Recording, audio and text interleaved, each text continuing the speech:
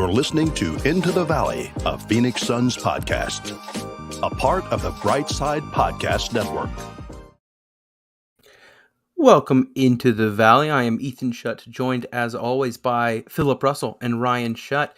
We are Into the Valley, part of the Brightside Podcast Network, and we're coming at you on a Sunday evening. Getting back to our regular schedule here, recording over the weekend, and we've got two phenomenally fun games to talk about. Before we hop into those games, gentlemen, how was your Thanksgiving? And no pressure, I did cook your Thanksgiving Day turkeys. Please keep the reviews positive. Thank you. I don't mean to blow smoke, but Ethan did, pun intended, smoke what, in my mind, without exaggeration, is the best Thanksgiving turkey I've ever had. Okay, I texted Ethan earlier today, and I was having the last little bit of leftover turkey we had, and I said 3 days later, and the turkey is still so good. I'm reading the text I sent him. This is hours ago. And then I said it was a perfect Thanksgiving turkey, classic Thanksgiving flavors with the delicious smokiness to it. The dude nailed it. Y'all boys making me cry on camera, making me cry a little bit. The compliment that I the only thing better was the ocean spray cranberry sauce. The thing that I liked was Brooke was eating some leftovers, might have been today, and she's like, "Why don't we just smoke turkeys a couple times throughout the year instead of just waiting to Thanksgiving?"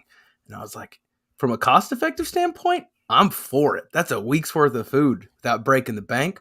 But no, Thanksgiving, guys, it was so much fun. Had Ryan and the parents in from Florida. Philip and his wife and their baby were here as well for baby's first Thanksgiving, which definitely isn't as exciting as baby's first Christmas, but still pretty great. And shout out to homie Brett. And Brett was also there. We need to bring him up. Listeners, I'm not trying to flex too hard, but between, like, I guess Ryan bought good drinks, but Ryan's got to kind of take a step to the side for this one. Between Ethan, Brooke, who's Ethan's wife, myself, Sarah, and Brett, I think it was pound for pound the best food I have ever had on a Thanksgiving. Top to bottom of the menu, I think we killed it cooking wise. There wasn't a miss. Mm-mm. It was solid. And to give Ryan a little bit of slack for the listeners here, he drove from Florida with the parents. So our comments to him were, "We just are happy you're here." Also, look, the seltzer waters I bought were great. Yeah. And those orange Danishes I bought were tasty. Hey, bro, that Waterloo black, what was it? That was me. That wasn't even me. That was actually me. Ethan I'm sorry, man. I'm sorry. That was me. Blackberry lemonade Waterloo slapping. Here, hold on. Slapping while we're on the topic of foods, I'm just throwing this out there. There's a lot of debate on the best seltzer water. Waterloo's taken number one spot in my mind. Just if you're a seltzer person, Waterloo, not an ad.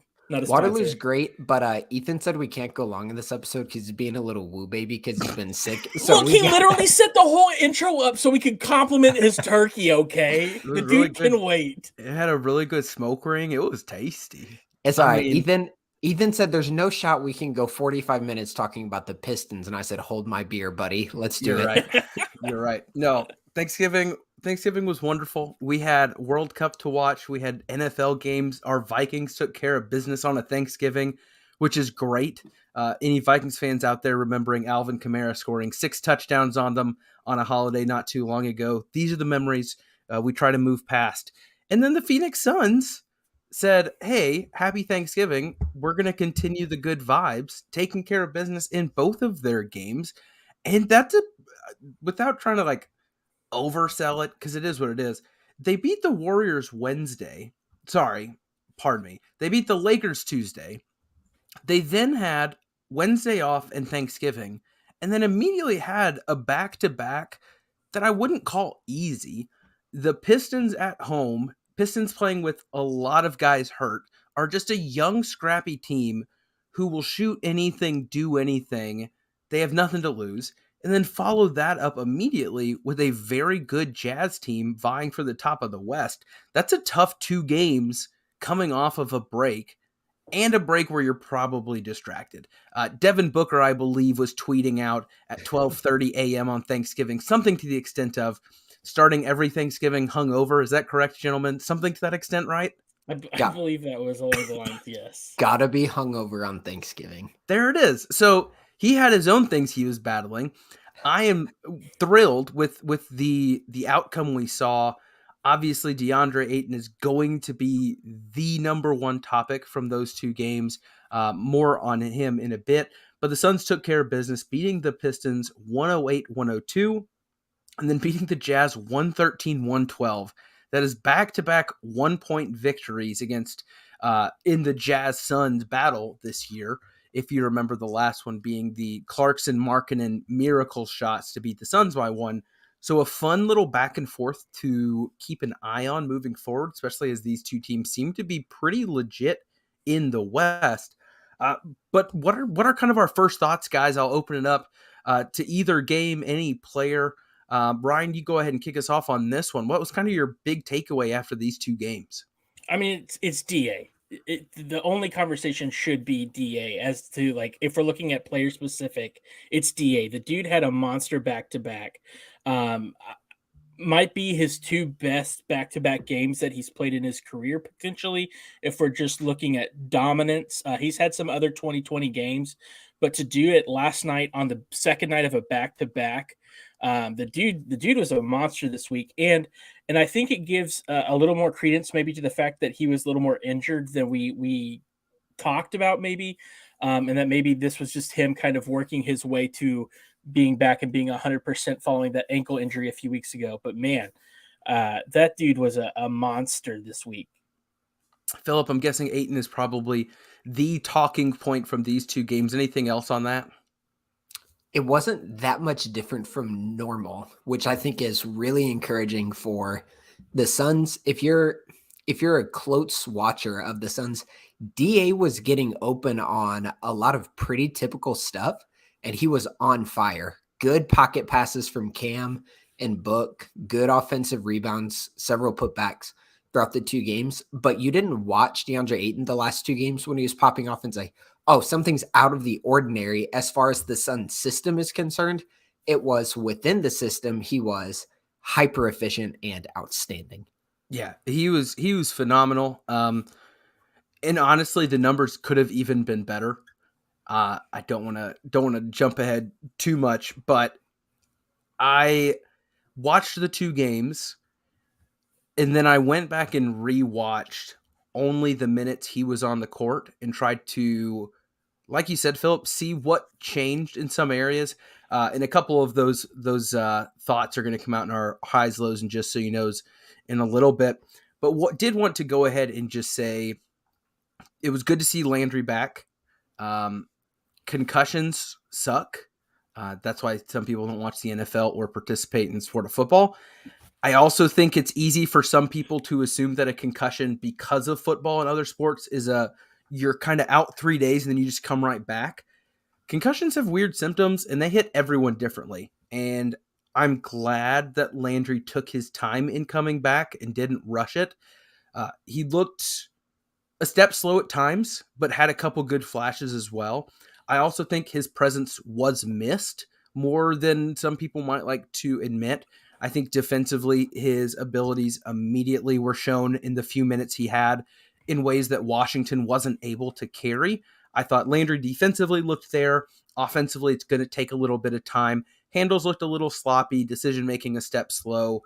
But man, it was good to have him back. Even just watching, I think it was the Pistons game when he hadn't come back yet. There were a couple times where Washington caught it in the corner, got somewhere to jump on his pump fake, and then drove baseline. And in my mind, I was like, if that's Landry, he's going for it. Because that's just a thing that he has that people forget about. And so it's good to see him back in the fold. Monty now needs to kind of resort the rotation, and it'll be interesting. And then again, Jock also got himself off the bench with some big minutes to mention against the Jazz that we'll probably touch on a little bit later. But two guys who hadn't touched the court in a while came in, played well. You can throw Ish into that mix as well, though he did touch the court tail end of last week, namely against the Lakers. But a lot of guys getting back into the fold, like seeing that a lot. Do you guys have more to talk about specifically about Jock, or do we need to do it right here? We can. It's my low of the week regarding some of the comments Monty made in the weird position Jock Okay, seems let's to do it be then. in. Let's do it then. Okay, that's fine. They can be your low. Go ahead. Well, yeah, we'll just use my low then now. I feel weird about where Jock's at. I think Jock has been really impressive for most of the minutes he's gotten this season. And then on the first night of the back-to-back, so after Detroit, Yeah. Monty went on the record saying, quote, it's nothing to do with matchups in regard to playing Bismack Biyombo over Jock Landale. Said it's coming to where the Suns are right now. It's tough to play three bigs, and Biz puts pressure on the rim. To me, that was a red flag to me. Where is Jock in Monty's perspective? Why isn't Jock getting more minutes? Why does he seem to be on the outs? I don't have answers for those because everything I've seen out of Jock has been pretty positive. So that's why it was my low. I was going to kind of lob the softball to you guys to see if y'all had any thoughts on that. But that seems a really weird statement to make about a guy who's played really well within the rotation and done basically everything you've asked him to do coming in. And I don't think it's been that big of a difference between him and Busy. Mm. No, and I think Jock does put pressure on the paint. Maybe Monty's thinking verticality, but Busy's not going up for a ton of alley-oops. DA's the one who would get the most oops on the team. But Jock gets great position down low. He's competitive boxing out. And I would say so far this year, he's been a really good rebounder. He has good touch. His stint when he came in the fourth against the Jazz was excellent. I'm pretty sure he was +7 in 5 minutes. Yeah. And it's little stuff that he does too. So one of the things that he did, Jazz's big guy, real big guy, Kessler. Is that right? Walker Kessler. Walker Kessler. Auburn kid. Okay. So Jock is one-on-one with Kessler on a rebound. Jock puts him to the baseline, all the way to the baseline. And what happens then is Booker gets a run out in transition, and he gets all the way to the rim because there's no big back there to stop it because Jock had put him under the basket on the other end. So it's stuff like that where I go, I'm not sure what Busy's actually giving. I hear what Monty said, but I'm not sure exactly what Busy's giving that Jock can't give. I had in my notes from the Nuggets, goodness gracious, man, from the Jazz game that his minutes were a swing in momentum completely. Mm-hmm. You also saw it from the buy-in on the bench in how happy they were for his successes, which is usually again, we're getting psychological. That's a good sign for me. To where if he had done something to put himself in the team doghouse, you usually don't see that reaction. But the fact that they were that pumped. But no, I think offensively, he might be one of our best post scorers. I think Booker probably has the best moves underneath the rim, to be quite honest with you. But I think when Ayton is doing what he's doing this week, it makes Busy's abilities even less important. And it makes it easier for Jock to fill in that second role. I also think Jock just unlocks more for the second unit. And defensively, I don't see a drop-off or much of one. I mean, I get it. To your point, maybe it is the verticality. Maybe it's the staying up, making life harder. But he came in and immediately was like, yeah, why has this guy not been on the court? Like, immediately, where has he been? And coming after those comments, it just made not much sense to me at all. And let's kick it to the listeners. Like, if you guys see something that we're not seeing out on the basketball court, by all means, shoot us DMs, comment under our post on Twitter. Let us know what you're seeing that Busy's bringing that Jock isn't, because I think it's obvious offensively what Jock brings that Busy doesn't. We talk about touch around the rim. Jock is not shooting well from three, but a good looking, respectable jump shot. Like, he has an almost infinitely bigger bag offensively than Busy does. And I think it's just weird that Monty's comment was about the offensive end, when I think most people I hear talk about the Suns would say Jock is significantly better offensively than Busy. Jock can also attempt to take someone off the dribble. Yeah. Like, even if he can't shoot the three, he's at least getting some sort of pressure because of what he can do. No one feels the need to guard Busy out there. Like, Busy on the perimeter is doing nothing other than setting screens. That's it. Yep. And maybe it's the relationship within the pick and roll. Again, I'm not seeing it. Maybe it's the intensity and how he's rolling. I'm not seeing it. Like, I just don't get it. I don't get what caused not just the shift, but such a hard shift to where the minutes completely disappeared. But no, I'm glad he's back out there. I hope that the Jazz results are pushing towards that being more of a norm moving forward. I know we're already hopping into people's lows, so let's go ahead and kick off the reason the listeners come back every week, our highs, lows, and just so you knows in Phoenix Suns basketball. And Ryan, because we already stepped on your lows, we'll give you the first high for the week. My high for the week is obviously Deandre Ayton. We've already mentioned him once. I'm probably stealing y'all's, and if I am, I apologize, but I'm not sorry, because that means he performed well enough that all three of us are thinking highly of him.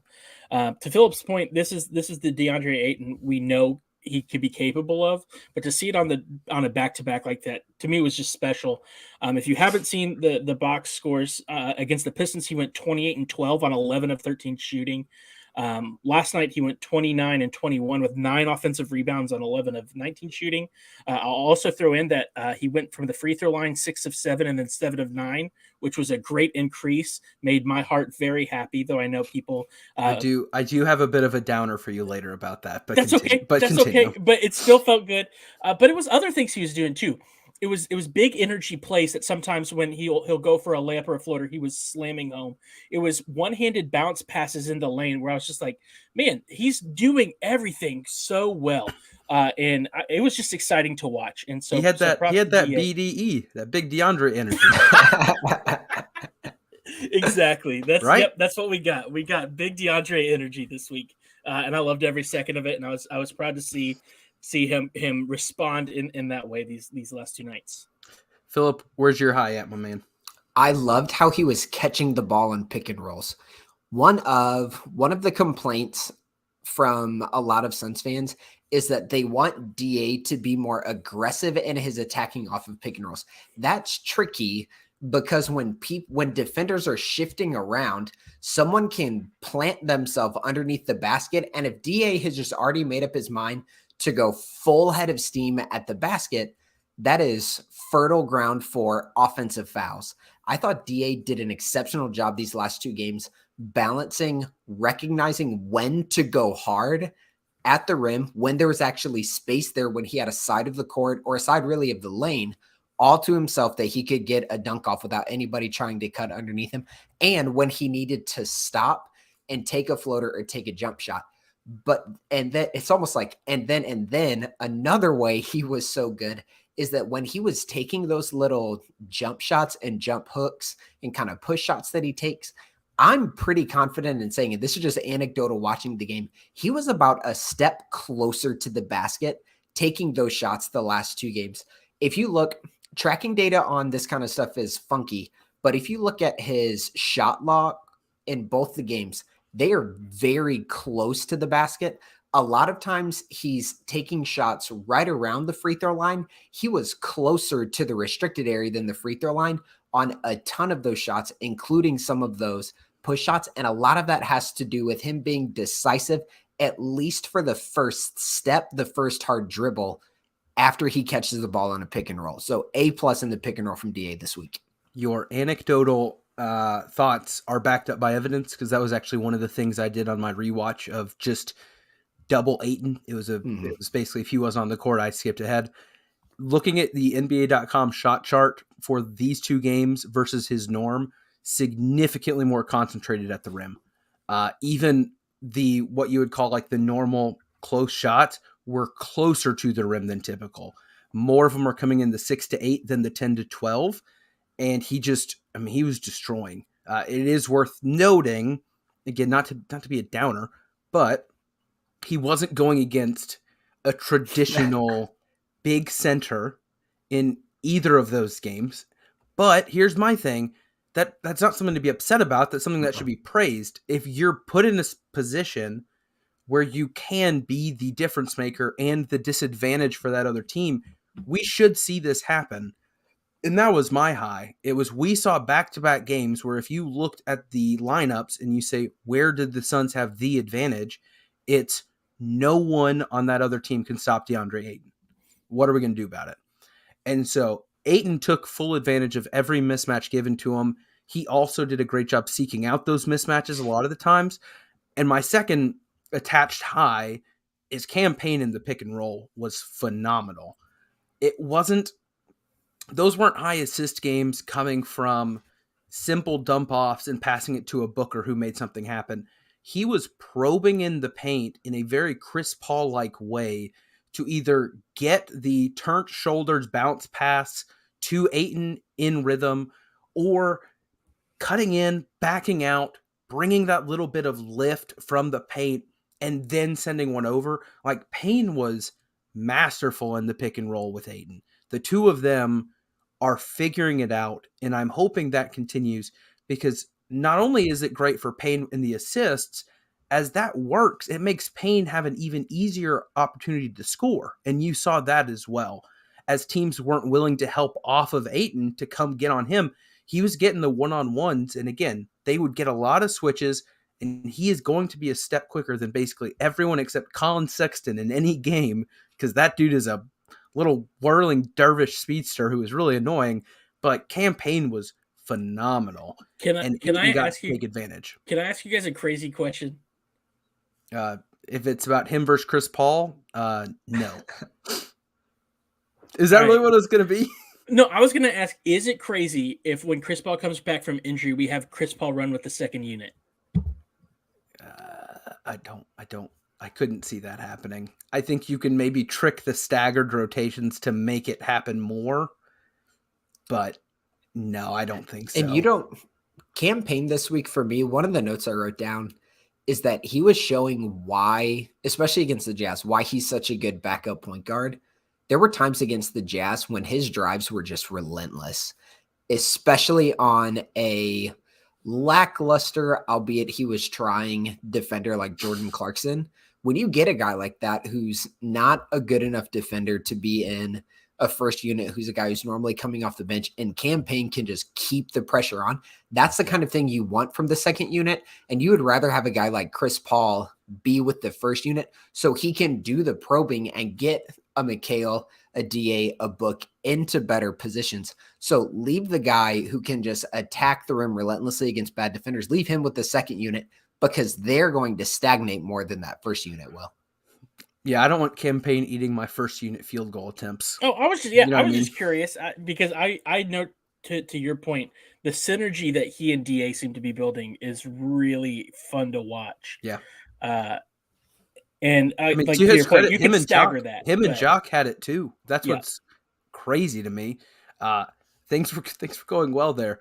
But all right, let's move to our lows.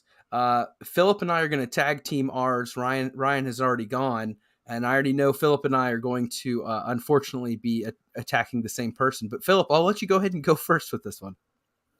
I did not like Devin Booker's decision making against the Jazz, specifically down the stretch. I thought he had a couple terrible possessions back to back in a game. And I'm going to assume this is Booker calling his own number, because when you watch Booker out on the 3-point line, especially when the shot clock's winding down, he will wave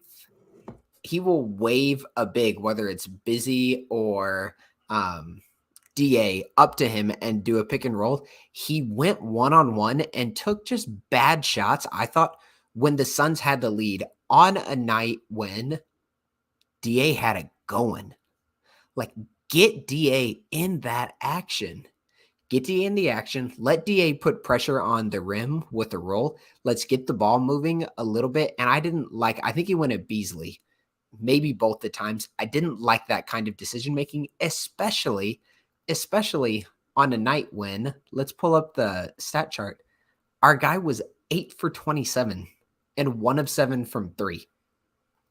He just didn't have it going, and he's calling his own number again on a night when you have someone else who is hyper efficient. And that has been one of my things for the entire time we've done this podcast. There are moments when I think Booker goes into a kind of Utah Jazz Donovan Mitchell mode, and I think it's Booker at his worst. And I'll go ahead and pick up with my low, which was Devin Booker's defense in the two games.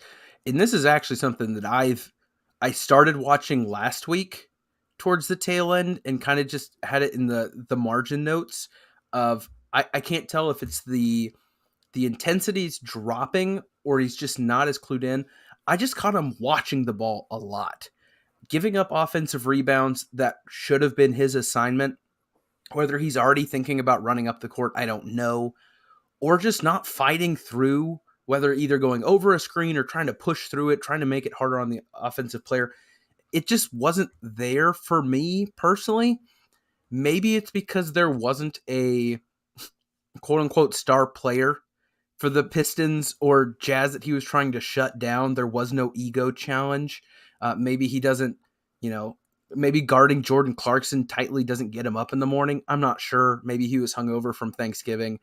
Defensively, it was lacking to the point where it stood out to me when watching. Like, team defense was collapsing when the final switch was Booker on somebody. And I didn't love that. I'm hoping that's not a permanent regression, but it definitely stood out. I didn't take the time to go look defensive ratings, stuff like that. And honestly, I don't know how well that will actually be attributed to him, given who he's playing with, who have been doing so well on defense and those around him. Because I think Torrey Craig has continued to step up defensively. I think McHale has been playing phenomenal. I thought DA played great. I thought Campaign was a pest. And so I'm not really sure. Maybe that because they're all doing better, it's making Booker look a little weaker. But he was my low as well, just on the defensive end. And to Philip's point, I didn't like his offensive decision-making either. I am a little more accustomed to that in a Chris Paulus world. I think you just take that on occasion. But yeah, the high volume shooting that's not hitting, part of me is like, well, he has to continue to try those shots. Similarly to McHale against, I think it was the Pistons. He starts off 0 of 7, 0 of 8, whatever. You still have to shoot that corner three because it's a part of the offense. Same thing that you're seeing when Josh Okogie is shooting a wide open three on an inbound play early in that Pistons game. You have to run the offense. Problem was, it wasn't that Booker was shooting shots within the offense. It was ISO ball, gone wrong, late in the shot clock. We shouldn't be here in the first place. So not the strongest Booker week, but it's wonderful to get 2 wins while that's happening. Or just so you know, Ryan, we've kept you silenced for a while now since you didn't get your low. What was your just so you know for the week? My just so you know is that if you go to bossman.com, everything is still 10. No, I'm just kidding. I mean, unless you're into Bossman merch, I was going to say, for it. Everything's still $10. $10, baby. My just so you know is sometimes I think we get caught up analyzing this team, looking for strengths, looking for weaknesses, that we forget how lucky we are to have a really fun team.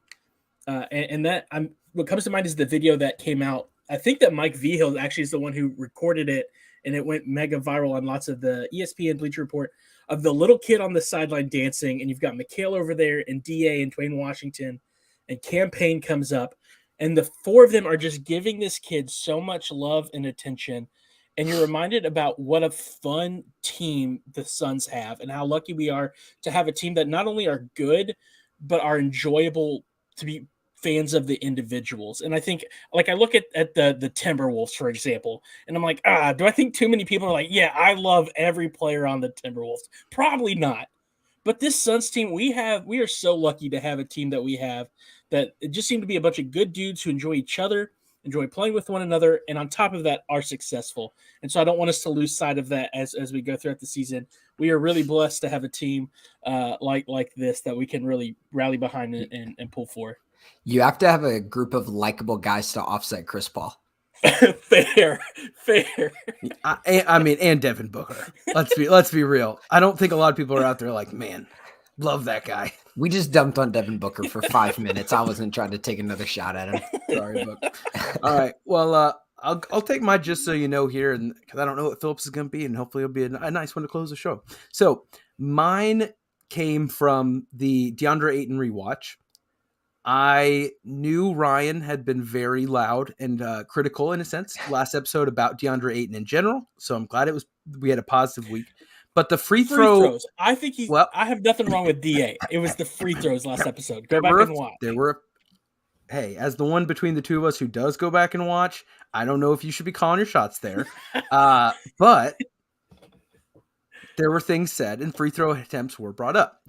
So here is something that I wanted to share, and it is an example of why sometimes the box score cannot validate an argument.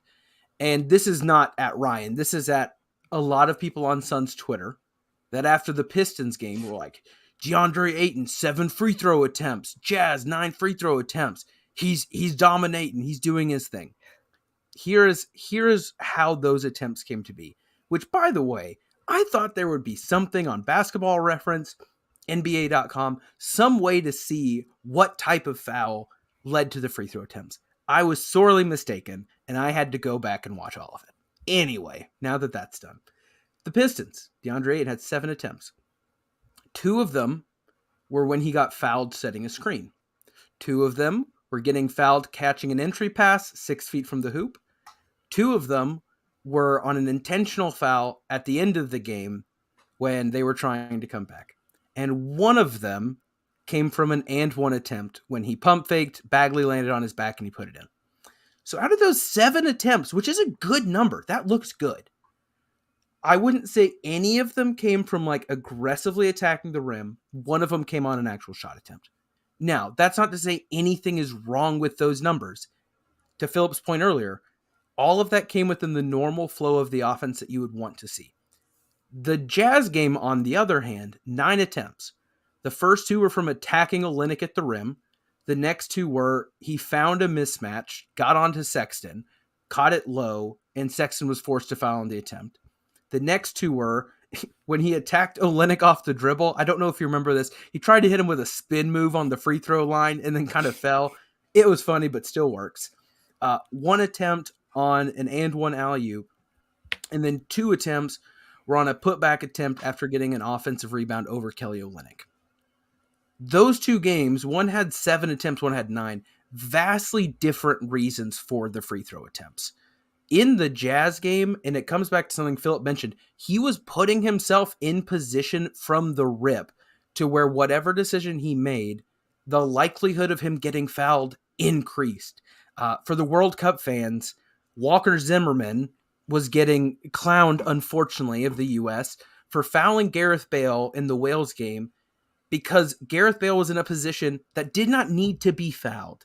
His back was to the goal, far away. He wasn't in a threatening position. When Deandre Ayton catches the ball and puts himself in a Gareth Bale type situation, those fouls aren't going to come. Instead, in that Jazz game, he was putting himself in a position where the other team regularly had to say, it's a guaranteed 2 points or I have to physically stop him. That's huge. Those are Joel Embiid fouls. Those are this is a free 2 points to this guy or I should try to stop him. So the Jazz game as a whole, offensively, I thought was phenomenal. Not only just getting to the line in the ways that you would want to see from a dominant physical big man, but again, capitalizing on mismatches over and over, even if it was against another center. So again, box score may look similar from the 2 games. I thought we saw the DA offensively that we want to see over and over in that Jazz game. So if there's one to rewatch, I think that's a great one. And then my last kind of just so you know, and we hit on it earlier, Josh Okogie was huge against the Pistons, and I thought Jock Landale and Ish Wainwright were huge against the Jazz. Guys that we're not going to spend 10 to 15 minutes talking about, but all 3 of them had some really big minutes, efficient minutes in games that did matter, in games that were close down the stretch, and so just wanted to give a little bit of love to them. All right, Philip, there's my free throw rant. All you. Okay. Got 2. One's really short. One's fair warning. The Suns' clutch time against the Jazz has been good enough for 2 wins. They went 1-1 in clutch time against the Jazz this year. But both the games, I thought, again, the Suns were good enough to win. The last game, with the crazy shots that the Jazz hit down the stretch, this week they were able to lock the Jazz down well enough to get the win. And that's just an interesting part about the NBA. These players are so skilled that the Suns can do pretty much everything right in the game at Utah and still come away with the loss. And this game, there were some pretty big mistakes, I think, offensively from the Suns, yet their defense was good enough to still come away with the win. Okay, now, just so you know, big picture-wise, last 10 games, there are two teams who Suns fans will be very familiar with, who are tied for second in wins and losses in the last 10 games. And that would be the Golden State Warriors and the Sacramento Kings. Golden State and Sacramento have gone 7-3 in their last 10. They are putting up a bunch of points per 100 possessions. Sacramento's net rating offensively the last 10 games is basically 119. Golden State is 115. Sacramento's defense is also kind of trash. They're allowing 114 points, but they both, the Sacramento Kings and the Golden State Warriors, have a 4.5 net rating. Those two teams are playing very well. So if you're interested in kind of the big picture of the Suns and the big picture of the league, keep an eye on Sacramento, who we get to see tomorrow night, and Golden State, because I think the Dubs are turning it around and really getting their feet underneath them. Good thing divisions don't matter that much, because once again, the Suns division's always nuts. Also, talk about crazy performances. Did you see what Zubac did tonight for the Clippers? Mm-mm. He put up like 30 and 20. He had it was like he saw the Ayton game and just said, I can probably do better than that. It was disgusting. Like, it was nuts. But a lot of teams in the West, I mean, the West is just a little bit of a mess right now. It'll be interesting to see as we're about a quarter of the way through the season. Is that right? I think Yep.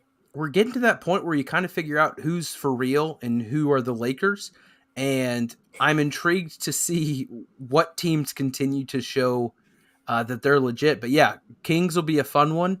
I think if people haven't been keeping up, they might think that going into tomorrow's game, the Suns are going to trounce them. There's going to be a lot of points. That's the one thing I can tell you. I don't know what the over-under is, but I'm guessing there'll be a lot of points, and it should be a pretty fun one.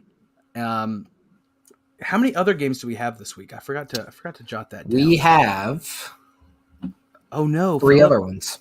Wednesday. Yeah. We're bad. We're 8-11. We play the Bulls. Yeah, Oh, no. so it's Monday at Sacramento, Wednesday versus the Bulls, Friday versus the Rockets, and the next Sunday afternoon game to end your weekend at the Spurs. So those are three bad teams and the Kings. Throw them out, fellas. What are your predictions? Hit me with that 4-0. I was going to say, I'm going 4-0. I'm feeling good. Hit me with it. I'm going 3-1.